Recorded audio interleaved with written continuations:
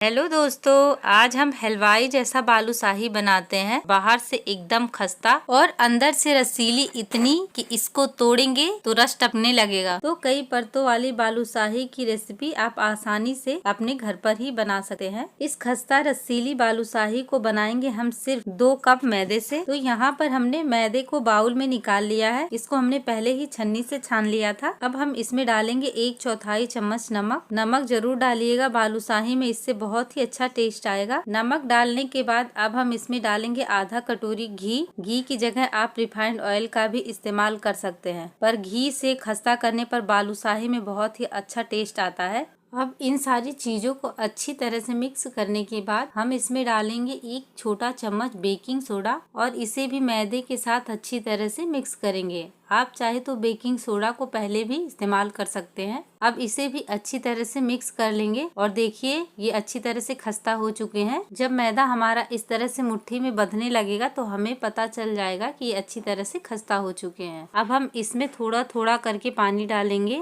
आटे को हमें गूंथना नहीं है, सिर्फ समेट लेना है। आटे को इस तरह समेटने से बालूशाही में बहुत सारी परतें आ जाएंगी और ये बहुत ही खस्ता बन करके रेडी होगा। इस आटे को समेटने में हमें आधा कप पानी लगा है। अब इस बालूशाही के मिक्सचर को ढक देंगे और 20 मिनट के लिए साइड में रख देंगे। इतने टाइम में हम चाशनी बना लेते हैं। चाशनी बनाने के लिए हम 2 कप चीनी लेंगे। 2 कप चीनी में हम 1 कप पानी डालेंगे। पानी हमें इतना ही लेना है कि चीनी उसमें अच्छी तरह से डूब जाए। अब इसे स्पैचुला की मदद से अच्छी तरह से मिक्स कर लेंगे। जब चाशनी में एक उबाल आ जाएगा फिर हम इसमें डालेंगे 2 से 3 इलायची और थोड़ा सा ही हम इसमें डालेंगे फूड कलर और इसे अच्छी तरह से चाशनी में मिक्स कर लेंगे। आप चाहे तो फूड कलर को स्किप भी कर सकते हैं। हम चाशनी को मीडियम फ्लेम पर सिर्फ 4 से 5 मिनट के लिए ही पकाएंगे। इतने टाइम में चाशनी बराबर एक तार की बन करके तैयार हो जाएगी। आप चाहे तो थोड़ी सी चाशनी को उंगली पर लगा करके चेक कर सकते हैं। अब हमारी एक तार की चाशनी रेडी हो चुकी है। अब हम फ्लेम को ऑफ कर लेंगे। अब बालूशाही के आटे की तरफ आते हैं। इस आटे को सबसे पहले हमें कई हिस्सों में इस तरह से बांट लेना है और फिर से आटे का एक लम्ब बना लेंगे। ऐसा करने से बालूशाही में और भी ज्यादा परतें बन जाएंगी। अब हम इसमें से थोड़ा सा आटा लेकर के इसका गोल शेप दे देंगे। गोल करने के बाद अब इसे इस तरह से चपटा कर देते हैं।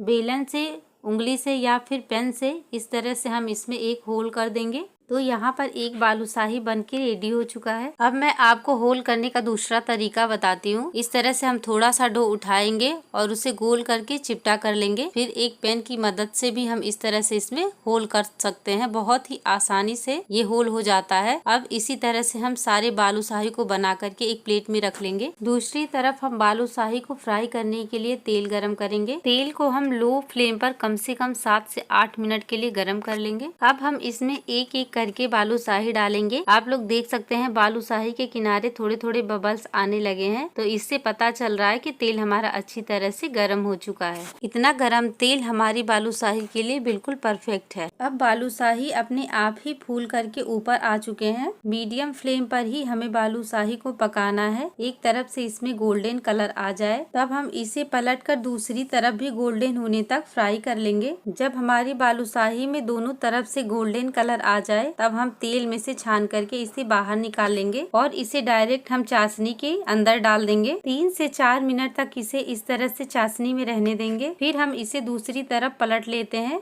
और इसे फिर से 3 से 4 मिनट तक हम इसे चाशनी में रहने देंगे। अब ये बालूशाही बिल्कुल रेडी है सर्व करने के लिए। अब हम एक एक करके सारे बालूशाही को बाहर निकाल लेंगे चाशनी से। अब मैं इसको थोड़ा सा डेकोरेट कर रही हूँ बारीक कटे हुए पिस्ता के साथ और थोड़े से गुलाब की पंखुड़ी के साथ। आप अपने पसंद के मन चाहे ड्राई फ्रूट्स इसमें डाल सकते हैं। अब मैं आपको तोड़ करके दिखा रही हूँ। बहुत ही खस्ता रसीली बालूशाही मिनटों में बनकर के तैयार है। तो मिलते हैं नेक्स्ट वीडियो में ऐसी ही नई रेसिपी के साथ।